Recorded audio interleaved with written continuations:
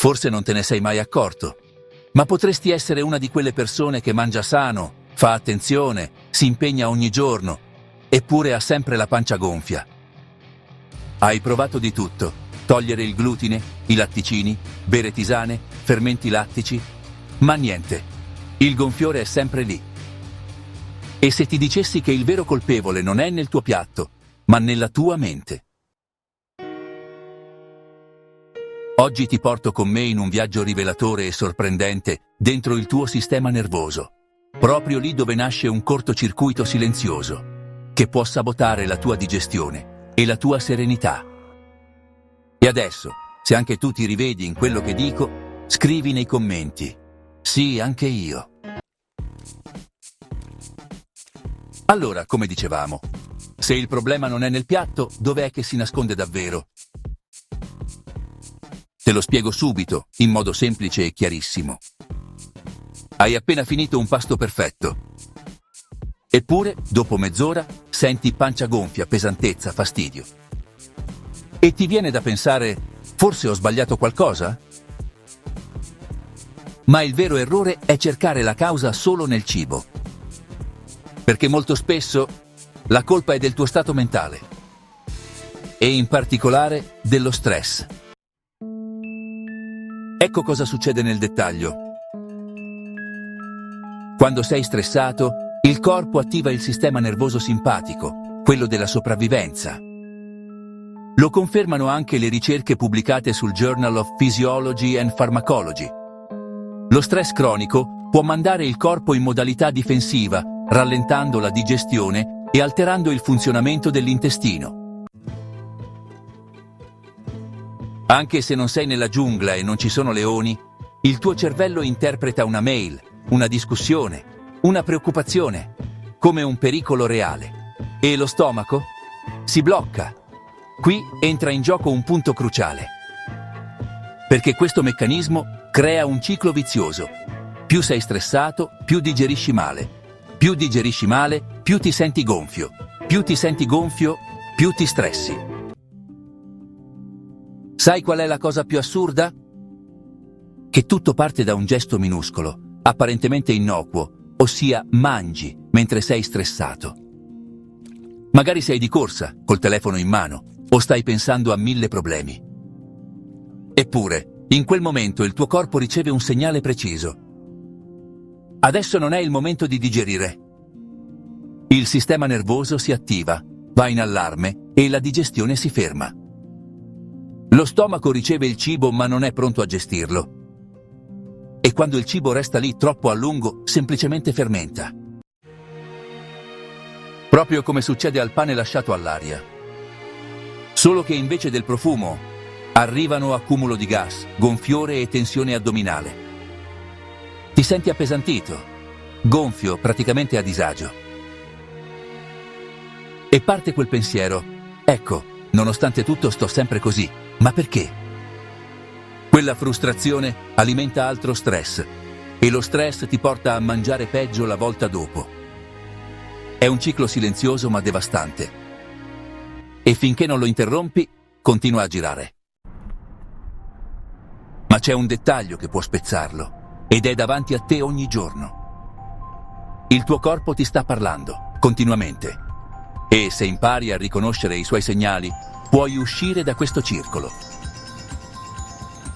Allora preparati, perché ora ti mostro esattamente quali sono quei segnali nascosti che ignoriamo troppo spesso. Ma prima, dimmi se ti riconosci in tutto questo, fammelo sapere nei commenti.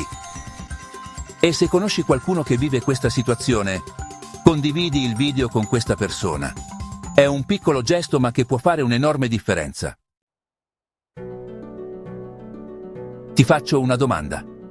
Quando è stata l'ultima volta che hai davvero ascoltato il tuo corpo? Perché lui ti parla, sempre, ma lo fa con una lingua dimenticata, fatta di sensazioni, sintomi, piccoli segnali che molto spesso ignoriamo o semplicemente sottovalutiamo. E anche la scienza lo conferma. Studi pubblicati su Frontiers in Psychology mostrano come corpo e mente siano in costante comunicazione attraverso il sistema nervoso autonomo. Quando quei segnali vengono ignorati troppo a lungo, si trasformano in veri e propri sintomi. Immagina questa scena. È lunedì mattina, hai dormito male, entri in cucina, caffè, biscotto e via.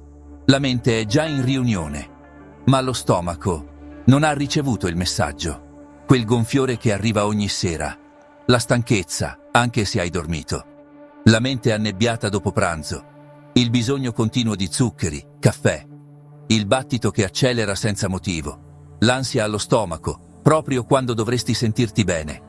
Non sono solo fastidi, sono messaggi. Il tuo corpo ti sta dicendo: così non va, sto facendo del mio meglio per proteggerti, ma ho bisogno del tuo aiuto. Il problema è che ci hai fatto l'abitudine, ti sembrano la normalità, ma non lo sono. Non è normale sentirsi gonfi ogni giorno, non è normale svegliarsi già stanchi, non è normale lottare con se stessi solo per arrivare a sera. Il tuo corpo ti parla, sempre, e più lo ignori, più alza la voce. Pensa se imparassi a decifrare quei segnali, se capissi davvero cosa ti sta chiedendo. Se ti sei riconosciuto in queste parole, non tenertele dentro. Scrivimi nei commenti anche solo un «Sì, è così per me». È il primo passo per cambiare. E ora ti spiego come iniziare ad ascoltare il tuo corpo, in modo pratico e concreto, con 3 azioni semplici ma potentissime. Prima però, se tutto questo ti risuona, lascia un like. Per te è un secondo, per me è un segnale forte che vuoi più contenuti come questo. Se sei pronto possiamo andare. Non serve stravolgere la dieta, serve riprendere il controllo del tuo sistema nervoso. Ecco 3 strategie pratiche, efficaci e semplicissime. Numero 1. Respira prima di mangiare. 5 respiri profondi attivano il sistema parasimpatico. È il tuo interruttore per la digestione. Numero 2. Crea un rituale di calma. Niente telefono. Siediti, mastica, respira. Ogni boccone diventa un messaggio di pace per il tuo intestino. Numero 3. Rilassati ogni giorno. Anche solo 10 minuti. Cammina, ascolta musica, fai stretching. Basta poco per abbassare il cortisolo e migliorare la digestione.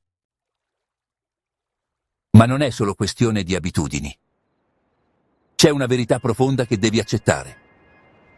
La tua pancia non è il problema, è il tuo messaggero. Ti sta dicendo: fermati, respira. Ho bisogno anche della tua mente, non solo del tuo cibo. Puoi mangiare benissimo, ma se lo fai in tensione, anche il cibo migliore diventa un problema. Ricorda, il cambiamento non inizia nel piatto, inizia in un respiro. E oggi potrebbe essere il momento giusto per iniziare. Se ancora non l'hai fatto, iscriviti al canale e attiva la campanella. Ogni settimana trovi video come questo, chiari, utili e concreti. E adesso, se sei arrivato fin qui, è perché sei una persona che ama prendersi cura di sé, della propria salute e del proprio benessere. Quindi non perderti il video che vedi ora sul tuo schermo. Ti svelo 7 cibi ideali per abbassare la pressione alta, in modo naturale, sicuro e senza farmaci. Buona visione!